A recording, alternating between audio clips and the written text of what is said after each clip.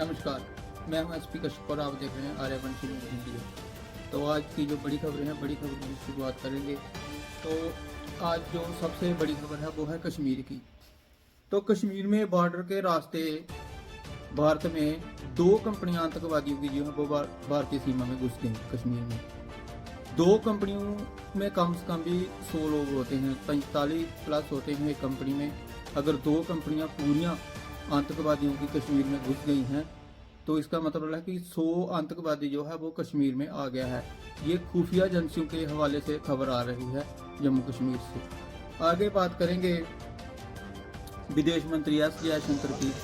उन्होंने पाकिस्तान को दो टूक में कहा है कि पाकिस्तान के पास जो भी भारत का हिस्सा है, चाहे वो पीओजे के है, चाहे वो कश्मीर से और आगे जो भी कोई हिस्सा है ऑक्युपाइड कश्मीर, तो जो भी कश्मीर के पास भारत का हिस्सा है वो आराम से हमको दे दे, बिना किसी लड़ाई झंझट के भारत को वो लौटा दे। लेकिन आपको क्या लगता है कि पाकिस्तान जो है वो ऐसे ही भारत को वो पाकिस्तान के पास जो भारत का हिस्सा है वो दे देगा? पाकिस्तान वो कुत्ते की दुम है जो कभी भी सीधी नहीं हो सकती, जो हमेशा टेढ़ी की टेढ़ी ही रहेगी। तो जब पाकिस्तान की दुम टेढ़ी रहेगी तो भारत ने कहा है कि वो हिस्सा हमें चाहिए जो हमारा है, ऐसे में पाकिस्तान देगा नहीं। तो जब ऐसी स्थिति बनेगी तो क्या होगा? ऐसी स्थिति में भारत को पाकिस्तान के साथ जंग करना पड़ेगा, लड़ाई होगी। तो अभी ये तय है कि पाकिस्तान के साथ भारत का युद्ध जो है वो कभी भी हो सकता है, क्योंकि जो विदेश मंत्री ने कहा है उस हिसाब से देखा जाए तो भारत जो अपनी ज़मीन है वो पाकिस्तान से वापस लेगा और पाकिस्तान देने को तैयार नहीं है। तो इसी सिलसिले में आज पाकिस्तान ने सरेंडर करते हुए फ्लैग मीटिंग भी बॉर्डर पर बुलाई है। और अभी वो मीटिंग जो है फ्लैग मीटिंग, जो भारतीय ऑफिसर्स हैं, जो भारतीय सेना के ऑफिसर्स हैं, उनके साथ पाकिस्तान के जो ऑफिसर्स हैं उनकी मीटिंग जो है वो चल रही है। उधर बात करेंगे महाराष्ट्र की।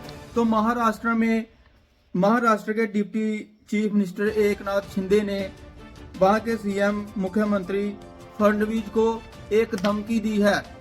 वो धमकी सरकार तोड़ने की दी है। उन्होंने ये हवाला देते हुए कहा कि पिछली सरकार को जिस प्रकार से हमने तोड़ा था उसी प्रकार से ये सरकार भी टूट सकती है, मुझे हल्के में ना लिया जाए। तो ये धमकी दी है एक किस्म की उसने शिंदे ने फडणवीस को। तो वहां एनडीए की जो सरकार चल रही है उस पर खतरे के बादल जो हैं वो मंडराने शुरू हो गए हैं। अगर इसी प्रकार से इन दोनों के बीच तनातनी चलती रही तो महाराष्ट्र में कभी भी एनडीए की सरकार जो है वो टूट सकती है। आगे बात करेंगे महाकुंभ की। तो महाकुंभ में एक बार फिर से भीड़ ही भीड़ नजर आ रही है। चारों तरफ लोगों का तांता लगा हुआ है, कहीं भी पैर रखने के लिए भी जो जगह है वो नहीं मिल रही है। तो जो शिवरात्रि तक चलेगी महाकुंभ, तो वहाँ शिवरात्रि तक इतना रश है कि लोगों को हर बंदे को गंगा की त्रिवेणी में जहाँ संगम है वहाँ डुबकी लगाने की होड़ लगी हुई है। तो वहाँ पे इतनी ट्रैफिक हो चुकी है कि वहाँ पैर रखने के लिए जगह नहीं है।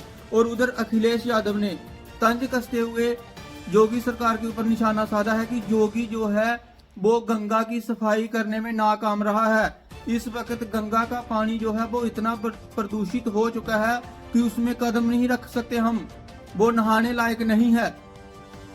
तो ऐसे लोग जो हैं जो बार बार कितना परेशान करते हैं सरकार को, खुद तो कुछ किया नहीं। तो अब योगी की सरकार है तो इतने लोगों को योगी संभाल रहा है, करोड़ों लोगों को संभालना ये भी कोई खाला जी का बाड़ा नहीं है कि कोई भी आए और उसको उनको संभाल लिया। यहाँ घर में 4 मेहमान आ जाते हैं तो उनको संभालना मुश्किल हो जाता है, और जहाँ 60 करोड़ लोगों को संभाला जा रहा है तो योगी का इसमें क्या रोल है? योगी के ऊपर क्यों निशाना साधा जाता है? पूरी सरकार जो है पूरी व्यवस्था में लगी हुई है। तो इस तरह के जो बयान आते हैं उन पे गौर नहीं करना चाहिए। जय हिंद।